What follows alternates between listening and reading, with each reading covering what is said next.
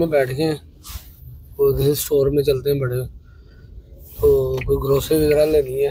आपको पता है रमज़ान आने वाले हैं, तो उसके लिए शॉपिंग वगैरह करनी है ग्रोसरी की।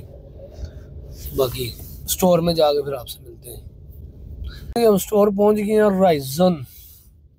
राइजन में पहुंच गए हैं। चले देखते हैं जाके अंदर। मैं सुना इन्होंने जनाब GST बहुत ज़्यादा लगाते हैं। चलो भाई देखो अब मैं क्या करता हूँ।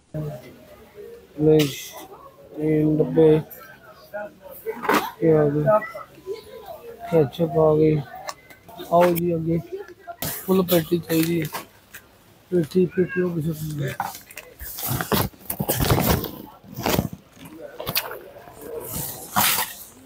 चलो जी, चलो जी आपको दिखाते हैं। हम अभी हम लो जी, बेसन आ गया 1 पैकेट।